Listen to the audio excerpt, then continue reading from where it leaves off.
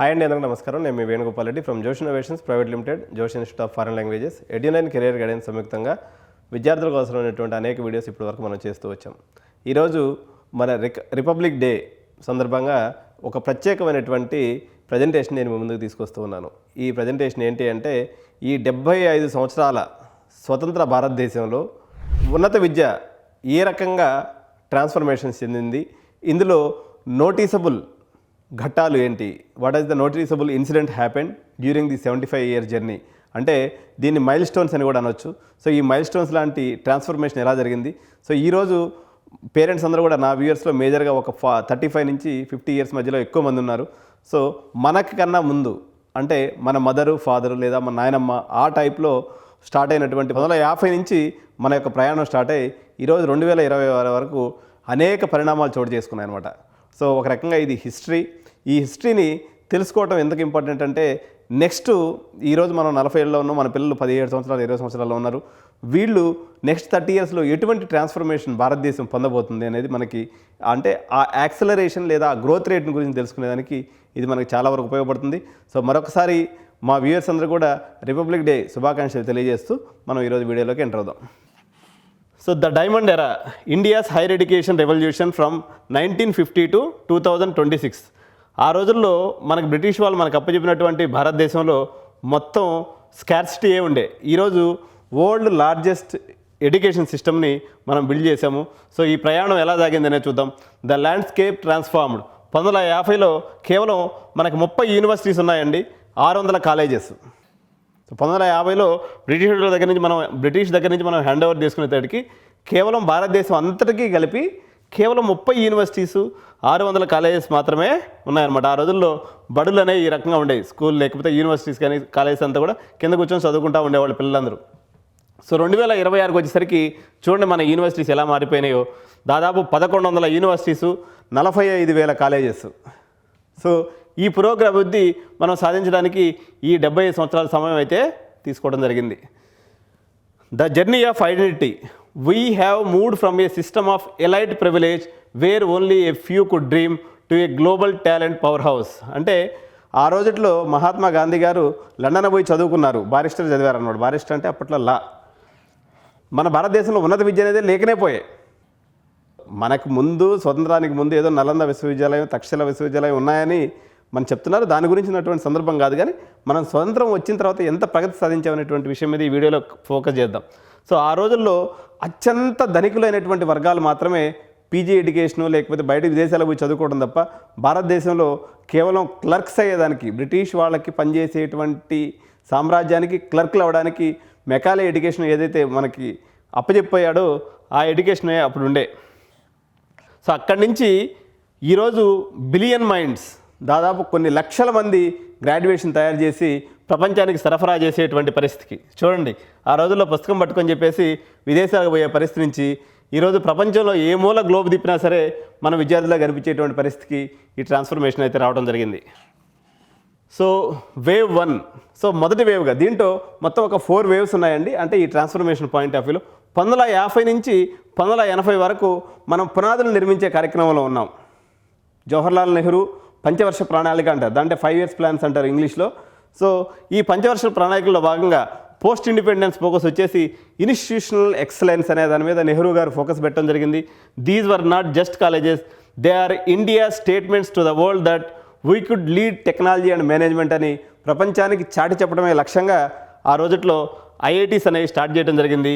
So మొట్టమొదటి ఐఐటీగా IIT Kharagpur 1951లో ఫస్ట్ ఐఐటి ఎస్టాబ్లిష్ చేయబడింది. తర్వాత ఫస్ట్ ఐఐఎం ఏదైతే ఉందో 1961లో స్టార్ట్ చేయడం జరిగింది.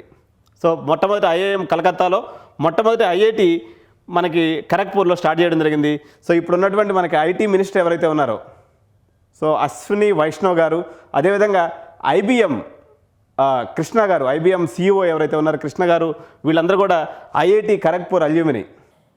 సో ఒకతనేమో సెంట్రల్ మినిస్టర్గా ఉన్నాడు. ఐబిఎం అంటే ప్రపంచంలోనే అతిపెద్ద కంపెనీస్లో ఒకటైనటువంటి ఐబిఎంకి ఈయన సిఇఓగా ఉన్నారు. ఎవరైతే కృష్ణ అనే ఉన్నారో ఆయన కూడా ఐఐటి ఖరగ్పూర్ అల్యూమిని. సో ఆ రోజుల్లో మన రాజకీయ నాయకులు ఎవరైతే ఉన్నారో, మన యొక్క పాలకులు ఎవరైతే ఉన్నారో వాళ్ళ అవసరాన్ని గుర్తించి ఇన్స్టిట్యూషనల్ ఎక్సలెంట్ అనేటువంటి పదాన్ని తీసుకొచ్చేసి ఆ రోజు నుంచి 1951లో మొదలుపెట్టినప్పటి నుంచి ఈ రోజు వరకు కూడా ఐఐటీస్ వాటి యొక్క స్థానాన్ని ఆ స్థాయిలో నిలబెట్టుకోగలిగాయి. ఈ రోజుల్లో ఉన్నటువంటి పేరెంట్స్, అటు మోడర్న్ పేరెంట్స్ కానివ్వండి, ఇటు పేదరికంలో ఉన్న పేరెంట్స్ కానివ్వండి, ఐఐటీలో మాకు సీట్ వచ్చిందంటే మా జీవితం సెట్ అయిపోతుంది అనేటువంటి ఆలోచన ఏదైతే ఉందో, ఆ రోజు మన పాలకులు వేసినటువంటి బీజము, వాటి వైపు నిర్మించినటువంటి ఫ్రేమ్వర్క్ ఏదైతే ఉందో, that was so strong and fundamentally it was very strength and pillars ఆ రోజు వాళ్ళు వేయటం జరిగింది. సో వాటి యొక్క ఫలాల్ని ఈరోజు మనం అందరం కూడా అనుభవిస్తున్నటువంటి పరిస్థితి. సో వేవ్ 2 అండి 1990 నుంచి 2010 వరకు అనమాట. సో ఇక్కడి నుంచి మనం ఏం చేసామంటే మ్యాసివ్ ఎక్స్పాన్షన్కి వెళ్ళాం. అప్పటి వరకు ప్రభుత్వ పరంగానే ఉన్నటువంటి ఏదైతే ఉన్నత విద్యా సంస్థలు ఉన్నాయో మొట్టమొదటిగా ప్రైవేటీకరణ జరిగింది. ఇందులో భాగంగా అనేక రకాలైనటువంటి కొత్త యూనివర్సిటీస్, ప్రత్యేకంగా దక్షిణ భారతదేశంలో తీసుకున్నప్పుడు తమిళనాడు మరియు బెంగళూరు లేదా తమిళనాడు అండ్ కర్ణాటక స్టేట్స్ ఈ యొక్క దాన్ని ఉపయోగించుకునేసి ఈ సమయంలో అత్యంత ఎక్కువ యూనివర్సిటీస్ కూడా అక్కడ ఎస్టాబ్లిష్ చేయడం జరిగింది.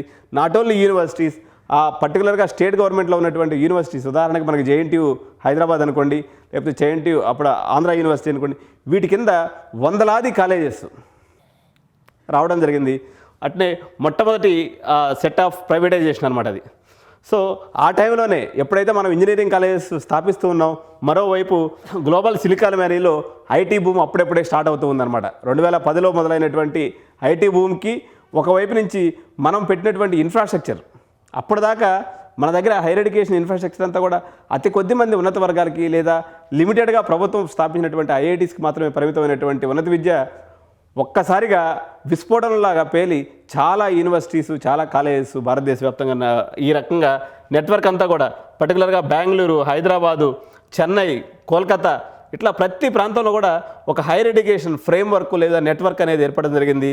సో ఎప్పుడైతే మనము ఈ యొక్క షిఫ్ట్ అంటే ఇది వేవ్ 2లో 1990 నుంచి 2010 ఈ 20 సంవత్సరాల్లో ఏం చేశామంటే మొత్తము మ్యాసిఫికేషన్, అంటే లక్షలాది మంది ఇంజనీర్లని లేదా లక్షలాది మంది డాక్టర్స్ని ప్రొడ్యూస్ చేయగలిగినటువంటి మ్యాసివ్ కెపాసిటీకి భారతదేశం రీచ్ అయిందనమాట.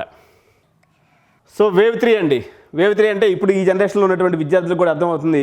సో 2020 నుంచి 2026 వరకు, అంటే గత 6 సంవత్సరాల్లో ఏం జరిగిందంటే మనము యాక్చువల్గా అప్పట్లో ఏంటంటే సర్టిఫికేట్కి విలువ ఉండేది. సర్టిఫికేట్కి విలువ లేనటువంటి సమయం ఎప్పుడు స్టార్ట్ అయిందంటే 2019 వరకు. నేను ఏదో బీటెక్ చేసినానంటే వాడికి ఏదో 10,000 20,000 ఉద్యోగం ఇచ్చే మందల ఉండే అనమాట.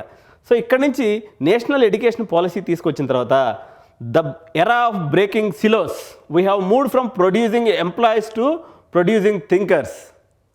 సో అప్పటి వరకు ఏంటంటే సర్టిఫికేట్ పట్టుకొని నేను బీకామ్ చదివినాను, నేను బీటెక్ చదివినాను, లేకపోతే నేను బీఎస్సీ చదివినాను అని సర్టిఫికేట్ పెట్టుకొని వస్తే ఆ సర్టిఫికేట్ని చూసి వానికి 10,000 20,000 30,000 40,000 జీతం వచ్చేటువంటి పరిస్థితి భారతదేశంలో ఉండేది. కానీ మల్టీ డిసిప్లినరీ అయిపోవటము, థింకర్స్కి మాత్రమే ఎవరికైతే యాప్టిట్యూడ్, రీజనింగ్, లాజిక్ ఇటువంటి ఎవరికైతే ఉంటారో, అజిలిటీ ఎవరికైతే ఉంటుందో అటువంటి వాళ్ళకి మాత్రమే స్థానం ఇస్తూ నేషనల్ ఎడ్యుకేషన్ పాలసీ ఎందుకు తీసుకొచ్చారంటే ఒకే రకమైనటువంటి స్కిల్ ఉన్నటువంటి వాళ్ళు పెరిగిపోవడం ద్వారా అనేక రకాలైనటువంటి స్కిల్స్ చచ్చిపోతున్నాయనేటువంటి ఉద్దేశంతో అదొకటి. తర్వాత ఇప్పుడు ఏదైనా ఒక రోబోట్ లాంటి ఒక యంత్రం తయారు చేయాలన్నట్లయితే 4-5 డిపార్ట్మెంట్స్కి సంబంధించినటువంటి వ్యక్తులందరూ కూడా కలిసి పనిచేయాల్సిన, ఆఖరికి ఒక రోబో తయారు చేయాలంటే ఒక సైకాలజిస్ట్ కూడా అవసరం, లేకపోతే ఒక సోషల్ చదివినాడు కూడా అవసరం. దీంతో పాటు ఓన్లీ టెక్నికల్ సైడ్ ఒకటే కాదు, రోబోటిక్స్ అంటే మెకానికల్ వాడు అవసరం, ఈసీ వాడు అవసరం, ఆర్టిఫిషియల్ ఇంటెలిజెన్స్ చేసినవాడు అవసరం, ఫిజిక్స్ తెలిసినవాడు అవసరం, ఆటోక్యాడ్ తెలిసినవాడు అవసరం, అదేవిధంగా సైకాలజీ తెలిసినవాడు కూడా అవసరం. అంటే ఇన్ని డిసిప్లైన్స్లో అవగాహన ఉంటే తప్ప అది పూర్తి స్థాయి హ్యూమనాయిడ్ లాంటి రోబోట్ తయారు చేయడం వీలు కాదు. కాబట్టి నేషనల్ ఎడ్యుకేషన్ పాలసీలో ఏం చేసిందంటే మీకు ఒక 50% లేకపోతే ఏదైనా ఒక కోర్ బ్రాంచ్కి పెట్టుకొని రిమైనింగ్ నీకు నచ్చినటువంటి బ్రాంచ్లో, అంటే ఒక బీటెక్ మెకానికల్ ఇంజనీర్ వేసి తను మైనర్గా సైకాలజీ చదువుకునేటువంటి అవకాశాన్ని, ఒక ట్రిపుల్ చదివేటువంటి వ్యక్తిత్వం వేసి మ్యూజిక్ ఇన్స్ట్రుమెంట్ నేర్చుకునేటువంటి అవకాశాన్ని నేషనల్ ఎడ్యుకేషన్ పాలసీ తీసుకురావడం జరిగింది. సో 2020 నుంచి 2026 వరకు ఇది జరిగిందనమాట. సో సైన్స్కి కామర్స్కి మధ్య ఉన్నటువంటి ఏదైతే బలమైనటువంటి వాల్ ఉందో ఆ వాల్ని మనం బ్రేక్ చేసాం. సో ఇది చూడండి, ఒక పక్క మ్యూజిక్ ఇన్స్ట్రుమెంటు, ఒక పక్క కామర్స్ వాడు, ఇంకో పక్క ఇంజనీరింగ్, మొత్తం ఇలా మిక్స్ అండ్ వేవ్గా ట్రాన్స్ఫర్మేషన్ అనేది నేషనల్ ఎడ్యుకేషన్ పాలసీ ద్వారా మనకు జరిగింది. తర్వాత 2026కి వచ్చేసరికి 2026లో ఇప్పుడు ఏంటి, నేను మొన్న కూడా చెప్పిన దావోస్ మీటింగ్ గురించి చెప్తే రకరకాల అర్భకులు చెప్తూ ఉంటారు. కానీ సో వాళ్ళ దగ్గర ఎట్టన్నా ఉన్నాయి. కానీ 2026లో ఓన్లీ ఒకటే, multi disciplinary study AI and music simultaneously. ఇటువంటి వాళ్ళకి మాత్రమే భవిష్యత్తు ఉంటుంది, రిమైనింగ్ వాళ్ళకి ఉండదు. The education system now adapts to your curiosity, not to the other way around. So ఇంతకుముందు ఏంటంటే ఏఐ నేర్చుకోవటం ఉంటే వానికి ఒక ఉద్యోగం, కానీ ఇప్పుడు డొమైన్ నాలెడ్జ్ మ్యాండేటరీ. ఒక కెమెరామ్యాన్కి ఆర్టిఫిషియల్ ఇంటెలిజెన్స్ వస్తే, ఒక వీడియో ఎడిటర్కి ఆర్టిఫిషియల్ ఇంటెలిజెన్స్ వస్తే, ఒక మ్యూజిషియన్కి ఆర్టిఫిషియల్ ఇంటెలిజెన్స్ వస్తే, ఒక సింగర్కి ఆర్టిఫిషియల్ ఇంటెలిజెన్స్ ఉపయోగించి తన యొక్క సాంగ్ని మల్టీ డిసిప్లినరీ లాంగ్వేజ్లో చేసి ప్రపంచమంతా దాన్ని సేల్ చేస్తే సో ఈ రకంగా సిస్టమ్ అనేది మారిపోయింది. So student ID card S Rao, major artificial intelligence, minor classical music, status multi disciplinary scholar. So ఇది ప్రతి భారతదేశంలో ఉన్నటువంటి ప్రతి స్టూడెంట్ ఐడి కార్డు మీద ఎప్పుడైతే వస్తుందో అప్పుడు మనం భారతదేశం అనేటువంటి దేశము ఈరోజు అమెరికా లాంటి వాళ్ళని కానీ, చైనా లాంటి వాళ్ళని కానీ, లేదా ఫ్రాన్స్ లాంటి వాళ్ళని కానీ మనం జయించే అవకాశం వస్తుంది. మోస పద్ధతి ఉన్న రోజులు వాళ్ళది మన మీద హ్యాండ్ ఉండేటువంటి అవకాశం ఉంది. సో ఇంత పెద్ద భారతదేశానికి ఇట్లాంటి వర్సటైల్ డిగ్రీస్ ఉన్నటువంటి విద్యార్థులు అవసరం. సో నెక్స్ట్ 4-5 ఇయర్స్ వచ్చేసరికి దాదాపు అందరు ఐడి కార్డ్స్ ఈ రకంగానే ఉంటాయని నేను గట్టిగా నమ్ముతున్నాను. దీన్ని మన కళ్ళతో చూస్తాం. So numbers the definers. 2026లో 1950లో కేవలం 30 యూనివర్సిటీస్ ఉన్నాయి. ఇక్కడ చూడండి, మీకు కనిపిస్తుంది 30 యూనివర్సిటీస్. 2026కి వచ్చేసరికి 1160 యూనివర్సిటీస్ వచ్చినాయి. 1950లో కేవలం 578 కాలేజీలు ఉంటే 2020కి వచ్చేసరికి 46,000 కాలేజెస్కి వచ్చాం. సో గ్రాస్ ఎన్రోల్మెంట్ రేషియో అంటే 100 మంది విద్యార్థుల్లో ఎంత పర్సంటేజ్ కాలేజ్ విద్యకి వెళ్ళేవాళ్ళు అంటే 0.4%. 0.4% పరిస్థితి అనమాట. సో వేరే 2026కి వచ్చేసరికి మన యొక్క గ్రాస్ ఎన్రోల్మెంట్ రేషియో అనేది 30% పెరిగింది.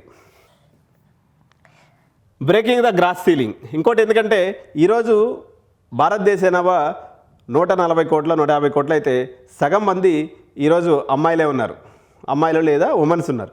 సో వాళ్ళని మెయిన్ స్ట్రీమ్లో తీసుకురావాలన్నట్లయితే వాళ్ళ యొక్క గ్రాస్ ఎన్రోల్మెంట్ రేషియో పెంచితేనే సాధ్యమవుతుంది అనమాట. ఫిమేల్ పార్టిసిపేషన్ వాజ్ ఎక్స్ట్రీమ్లీ లో at the time of 1950s. 2026కి వచ్చేసరికి సో మెనీ సెక్టార్స్లో, పర్టికులర్గా ఎంబీబీఎస్ లాంటి సెక్టార్లో తీసుకున్నట్లయితే 70% మంది అమ్మాయిలు 30% మంది అబ్బాయిలు ఉండేటువంటి పరిస్థితి వచ్చేసింది. So the career canvas, institutional autonomy. So ఇది కూడా మనకు 2020 తర్వాత తీసుకున్నట్లయితే majority of the institutions, central government ఏం చేస్తుంది అంటే ఇప్పుడు మీరు యూనివర్సిటీకి అప్లై చేసుకుంటే యూనివర్సిటీ ఇచ్చేస్తాం. ఇప్పుడు దీంట్లో ఇబ్బందులు మంచి చెడు మన తరదు. ఇప్పుడు హైదరాబాద్లో 175 కాలేజెస్లో దగ్గర 130-140 కాలేజీలు అటానమస్ కాలేజీలు అయిపోయినాయి. ఇవన్నీ కూడా నెక్స్ట్ 5 ఇయర్స్లో దాదాపు సగం 175 కాలేజీలో దగ్గర 100 కాలేజీలు for sure they will become universities in the next 20 years. ఏముండవు నా కాలేజెస్ అనేది ఇంకేదన్నా కమ్యూనిటీ కాలేజీలో కొన్ని కాలేజీలు ఉండాల్సింది తప్ప అన్ని కాలేజీలు యూనివర్సిటీస్. ఏంటి సెంట్రల్ గవర్నమెంట్ యొక్క ఈ పాలసీ ఎందుకు తీసుకుంది? అడిగిన వాళ్ళకల్లా యూనివర్సిటీ ఇవ్వాలనేటువంటి పాలసీ ఏంటి అంటే మనకు తెలిసినటువంటి అర్థం ఏంటంటే కాపీ కొట్టి ఎగ్జామ్ రాసుకోవచ్చు, ఇది పాయింట్ నెంబర్ 1. సర్టిఫికేట్స్ అమ్ముకోవచ్చు, ఇది పాయింట్ నెంబర్ 2. మనము ఫ్యాకల్టీని లేకుండానే యూనివర్సిటీని రన్ చేయొచ్చు. సో ఇవి మనకు తెలిసినటువంటి లాజిక్స్ అనమాట. కానీ దాన్ని ఇచ్చేటువంటి వాడు ఎవరైతే సెంట్రల్ గవర్నమెంట్ ఉన్నాడో లేకపోతే స్టేట్ గవర్నమెంట్ ఉందో వాళ్ళు ఇచ్చేటప్పుడు వాళ్ళు ఎటువంటి సదుద్దేశంతో ఇస్తారు అన్నట్లయితే మేము ఏ సిలబస్ కావాలంటే ఆ సిలబస్ పెట్టుకునే అవకాశం ఇస్తున్నాం. విద్యావేత్తలారా, మీరు ఈ అవకాశాన్ని ఉపయోగించుకొని ఇండస్ట్రీ అలైన్డ్ సిలబస్ని తీసుకొని వచ్చి విద్యార్థుల్ని ఆ ఇండస్ట్రీకి తగ్గట్టుగా మీరు కోర్సుని డిజైన్ చేసుకొని ఆ ఇండస్ట్రీ అవసరాలను తీర్చేటువంటి ఇంజనీర్లను తయారు చేయండి, లేకపోతే డాక్టర్లను తయారు చేయండి, లేదా వృత్తి విద్యా నిపుణులను తయారు చేయండి అని చెప్పేసి ఈ యూనివర్సిటీస్ లేదా అటానమస్ స్టేటస్ యొక్క సదుద్దేశం అనమాట. ఇంత పెద్ద మంచి కార్యక్రమం జరిగేటప్పుడు కొంతమంది దుర్మార్గులు వాటిల్లో ఉన్నటువంటి లూప్ లైన్స్ ఉపయోగించుకొని చెడు చేస్తారు. దానివల్ల ఇంత పెద్ద దేశంలో ఏం నష్టం జరగదు. కానీ ఓవరాల్గా యూనివర్సిటీస్ కాన్సెప్ట్ వల్ల ఇండస్ట్రీకి మరియు కాలేజీ వ్యవస్థ లేదా విద్యా వ్యవస్థకు ఉన్నటువంటి దూరం అయితే గణనీయంగా తగ్గిపోయేటువంటి అవకాశం ఉంది. అనేక సందర్భాలలో చాలామంది మేధావులతో ఇట్లా నేను ఒక డిస్కషన్లో ఉన్నప్పుడు అడిగినా అనమాట, సార్ ఇట్లా చేసేస్తే మొత్తం వ్యవస్థ నీరుగారిపోతుంది కదంటే, నీరుగార్చిపోయినప్పుడు సపోజ్ ఒక వ్యక్తికి ఒక యూనివర్సిటీస్లో పాస్ చేయడానికే యూనివర్సిటీ పెట్టుకున్నప్పుడు, అలాంటి యూనివర్సిటీ ఉందని ప్రజలకు తెలిసినప్పుడు కేవలం ఆ అవసరం ఉన్నటువంటి వాళ్ళు, చదువురానటువంటి వాళ్ళు, డిజబిలిటీ పీపుల్ ఎవరైనా అక్కడ పోయి చేరుతారు. చదువుకునేటువంటి విద్యార్థి ఇది పాస్ చేసే కాలేజీ ఊరినే సర్టిఫికేట్ ఇచ్చి పంపిస్తుందంటే ఏ తల్లిదండ్రులైనా జాయిన్ చేస్తారా? మేబీ దాని అవసరం ఉన్నటువంటి వాళ్ళు ఒక 1% 2% ఉంటే ఉండొచ్చు కాక, but majority of the parents వాళ్ళ పిల్లలు కూడా ఇండస్ట్రీ రెడీ ప్రొడక్ట్స్ అవ్వాలనే కోరుకుంటారు తప్ప కాపీలు కొట్టే సర్టిఫికేట్లు తెచ్చుకుంటే ఏమీ వరగదనేటువంటి విషయం ఈ రోజుల్లో ఉన్నటువంటి 99% మందికి పేరెంట్స్కి తెలుసు. కాకపోతే ఈ విషయం యూనివర్సిటీస్ ఏది మంచి ఏది చెడు అని బయటపడేదానికి కొంతకాలం పడితే పడవచ్చు, కానీ మోస్ట్లీ అవి సెగ్రిగేట్ అయిపోతాయి. చెత్త యూనివర్సిటీస్ అన్ని ఒకవైపుకి, అదేవిధంగా పూర్తి స్థాయిలో ఇండస్ట్రీ అలైన్మెంట్స్ ఉన్నటువంటి యూనివర్సిటీస్ అనే ఒకవైపుకి, ఏదో మమా అంటూ నడిపించగలిగేటువంటి ఒక యూనివర్సిటీ, ఇట్లా 3 భాగాలుగా విడిపోయి ఎవరు చేయగలిగినంత వాళ్ళు చేస్తూ ఉంటారనమాట. సో ఇంకొక అద్భుతం కూడా జరిగింది. ఇప్పుడు ఇది కూడా మీకు చాలామందికి తెలియదు, పర్టికులర్గా మా జనరేషన్లో ఉన్న వాళ్ళకైతే ఇది ఎంత కొత్త పదం అనిపించవచ్చు. Academic bank of credits. Suppose మీరు ఒక ఈసీఈ కాలేజ్, మన సిబిఐటిలో ఈసీఈ జాయిన్ అయ్యారు. జాయిన్ అయిన తర్వాత మీకు ఒక డ్రోన్ టెక్నాలజీ మీద చాలా ఉత్సాహం కలిగింది. నేను ఈ డ్రోన్ టెక్నాలజీలో ఏదో ఒకటి సాధించే తీరాలా. ఫస్ట్ ఇయర్ అయిపోయింది, మీకు ఎట్టి పరిస్థితుల్లో నేను ఈ డ్రోన్ టెక్నాలజీ మీద సాధించాలని బలంగా కలిగింది. ఒకప్పుడైతే ఎప్పుడు అకాడమిక్ బ్యాంక్ ఆఫ్ ఏబీసీ లేనప్పుడు మీరు అక్కడి నుంచి కాలేజీ వాళ్ళతో కొట్లాడి నీ సర్టిఫికేట్ తీసుకొని వచ్చి బయటకు వచ్చి ఎక్కడో ఇక్కడ స్టార్టప్ కంపెనీలో చేరవలసినటువంటి పరిస్థితి ఉండేది. కానీ మారినటువంటి పరిస్థితుల్లో మీ యొక్క ఫస్ట్ ఇయర్ క్రెడిట్స్ ఏదైతే ఉన్నాయో వాటిని తీసుకెళ్ళి మీరు ఏబీసీ, అంటే ఇది ఒక బ్యాంక్ లాంటిది, ఆ బ్యాంకులో పెట్టేసుకొని మీరు ఫస్ట్ ఇయర్ తర్వాత మీరు నచ్చినటువంటి రీసెర్చ్కి వెళ్ళిపోవచ్చు, లేదా ఇంటర్న్షిప్ చేరవచ్చు, లేదా ఇన్వెన్షన్ చేయొచ్చు. అంతా అయిపోయింది, మీరు మంచి పొజిషన్లోకి వెళ్ళిపోయారు. నీ ఫస్ట్ ఇయర్ క్రెడిట్స్ వృధా కాకుండా మళ్ళీ సెకండ్ ఇయర్ నుంచి వచ్చి ఒక 2 years ఆగి మళ్ళీ సబ్జెక్ట్ నేర్చుకోవచ్చు అనమాట. సో ఇది అకాడమిక్ బ్యాంక్ ఆఫ్ క్రెడిట్స్ అంటే. Your academic credits are stored digitally, learn at your own pace, pass if needed and resume without restarting. మీకు ఎప్పుడు కావాలంటే అప్పుడు ఆగిపోయి మీరు ఎప్పుడు కావాలంటే అప్పుడు స్టార్ట్ చేసుకునేటువంటి వెసులుబాటు వచ్చింది. దీనివల్ల మన ఇండియాలో ఉన్నటువంటి ఎవరైతే రీసెర్చ్ ఓరియంటెడ్ స్టూడెంట్స్ ఉన్నారో చాలా సందర్భాల్లో కనిపిస్తూ ఉంటుంది. ఒక విద్యార్థి ఫార్మసీలో చేరతాడండి, బీఫార్మసీలో. తల్లిదండ్రులు ఫోర్స్ మీద వాడు తీసుకొచ్చి అక్కడ చేరుస్తారు. కానీ వాడికి హోటల్ మేనేజ్మెంట్ చేయాలని ఉంటుంది. వాడు ఇటు మనసు లగ్నం చేయలేక ఆ కాలేజీలో సర్టిఫికేట్లు ఇరుక్కుపోతాయి కాబట్టి అక్కడి నుంచి బయటికి పోలేక చాలా ఇబ్బందులు పడుతూ ఉంటాడు. ఇటువంటి విద్యార్థి ఏం చేయొచ్చు, వాడు ఫస్ట్ ఇయర్ అయిపోయిన తర్వాత లేదా సెకండ్ ఇయర్ అయిపోయిన తర్వాత వాడి క్రెడిట్స్ అన్నీ తీసుకుపోయి ఏబీసీలో పెట్టేసుకొని ఒక 6 months బ్రేక్ తీసుకోవచ్చు. బ్రేక్ తీసుకొని పోయి ఏ బిర్యానీ నేర్చుకోవడమో, ఇడ్లీ పెట్టడం, బోండా పెట్టడం, లేకపోతే హోటల్లో పోయి సర్వర్గా పనిచేయడం ఏదో ఒకటి చేస్తాడు. వాడికి ఆ తృష్ణ అక్కడే తీరిపోద్ది. లేదా వాడు దాంట్లో ఎక్సలెంట్ అయిపోయాడు అనుకో, దీన్ని వదిలేసి దానికి వెళ్ళిపోతాడు. సో ఇటువంటి వెసులుబాటు ఉంది. లేదా మళ్ళీ తిరిగి వచ్చి తను తెలిసినటువంటి నేను అట్లా ఊహించుకున్నాను కానీ నా ఆలోచన తప్పు, నాది ఇల్యూజినేషన్ మాత్రమే, నాకు ఇదే బెటర్ అని చెప్పి అనుకున్నప్పుడు మళ్ళీ తిరిగి వచ్చి ఆ కోర్సుని చదువుకోవచ్చు. ప్లస్ మళ్ళీ మొదటి నుంచి స్టార్ట్ చేసే అవసరం లేకుండా ఎక్కడైతే ఆగిపోయాడో అక్కడి నుంచి మళ్ళీ మొదలుపెట్టేటువంటి అవకాశం. సో ఇది ఒక అద్భుతమైనటువంటి ఇన్వెన్షన్ ఇండియన్ ఎడ్యుకేషన్ సిస్టంలో గత కొద్ది సంవత్సరాల క్రితం జరిగిందనమాట. నెక్స్ట్ ఇప్పటి వరకు ఏంటంటే భారతదేశం అన్నట్లయితే ఇప్పుడు అమెరికా తీసుకోండి, చైనా తీసుకోండి, ఎందుకు క్యూఎస్ ర్యాంకింగ్లో అన్ని ఎక్కువ యూనివర్సిటీస్ ఉంటాయంటే వాళ్ళు రీసెర్చ్ కోసము దాదాపు 10 నుంచి 15% స్పెండ్ చేస్తున్నటువంటి పరిస్థితి. మనం కేవలం 2% కూడా రీసెర్చ్ ఫండ్స్ లేవు మన దగ్గర. ఇది మార్పు జరుగుతూ ఉంది. నేషనల్ రీసెర్చ్ ఫౌండేషన్ అనే దాన్ని పెట్టి 2026లో దీనికి సంబంధించినటువంటి పిల్లర్స్ని ఇప్పుడున్నటువంటి అప్పుడు ఎట్లయితే ఐఐటీస్ ఐఐఎంస్ పెట్టి వాళ్ళు పునాదేశారో ఇప్పుడున్నటువంటి పాలకులు ఎవరైతే ఉన్నారో వాళ్ళు ఈ రీసెర్చ్కి పునాది అనేది ఇప్పుడు వేస్తూ ఉన్నారు. దీని యొక్క ఫలితాలని మన నెక్స్ట్ జనరేషన్స్ ఎవరైతే ఉంటారో తప్పకుండా చూస్తారు. అప్పుడు మనం గ్లోబల్ ల్యాండ్స్కేప్ మీద భారతదేశం జెండా కూడా రెపరెపలాడుతూ వాళ్ళందరికీ పోటీగా ఎదగాలని చెప్పేసి నేను కోరుకుంటూ ఉన్నాను అనమాట. సో గ్లోబల్ టాలెంట్ మొబిలిటీ ప్రపంచం అంతా కూడా including China degeneration of man power అంటే వృద్ధులు పెరిగిపోతూ ఉన్నారు.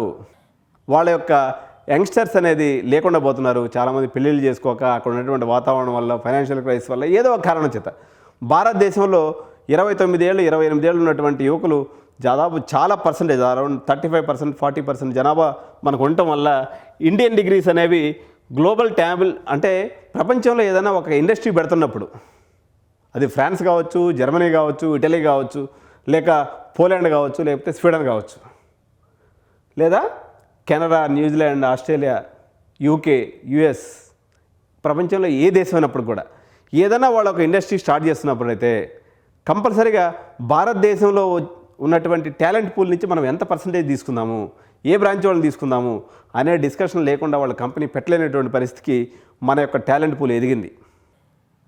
ఈ క్రమంలో భారతదేశం యొక్క global talent mobility partnership, your education is locally rooted but globally recognised Washington accord అని చెప్పేసి ఒకదాన్ని పెట్టారు. ఈ వాషింగ్టన్ అకార్డ్ ద్వారా ప్రపంచంలో ఉన్నటువంటి మేజర్ ఇన్ఫ్లుయెన్షియల్ ఫోర్సెస్ ఏదైతే 20 దేశాలు ఉన్నాయో ఈ 20 దేశాలు కూడా మన దేశంలో బీటెక్ చదివినా అమెరికాలో బీటెక్ చదివినా సమానమైనటువంటి weightage. So Indian degrees are not lesser than any western country degrees. This is nothing but Washington accord. అదేవిధంగా సియోల్ అకార్డ్ అని ఇంకోటి ఉంది, మన డిగ్రీకి సంబంధించినటువంటి రికగ్నేషన్ సంబంధించినటువంటి అది ఒక మరో ఒప్పందము. దాని గురించి మరొకసారి నేను చెప్తాను. సో నువ్వు క్యాప్ ఎక్కడ పెట్టుకున్నావు అన్నది కాదు, ఏ దేశంలో జరిగినా Indian degrees are globally recognised అనమాట. So the right to lead, our ancestors fought for the right to learn. Today we have the right to lead, celebrating 75 years of progress, Republic Day 2026. So మన వాళ్ళు చేసినటువంటి right to learn, వాళ్ళకి చదువుకోవటమే ఒక హక్కుగా ఆ రోజు fight చేశారు. మనం ఏం చేయాలి? We have the right to lead. ఈ ప్రపంచాన్ని నడిపించే సత్తా మరియు శక్తి భారతీయ యువతకి, భారతీయ విద్యార్థులకు ఉంది. ఆ రకంగా landscape of our higher education system is consistently and progressively changing from 1950s to 2026 with more fast pace. Now we'll move towards to achieve this goal of global leaders. And భారతదేశము ప్రపంచంలోనే ఒక పెద్ద ఫోర్స్గా ఎదుగుతుంది. సో ఇప్పుడు తీసుకున్నటువంటి ఈ పరిణామాల ద్వారా సో వీటన్నిటిని కూడా మనం కళ్ళతో మనం చూస్తాము.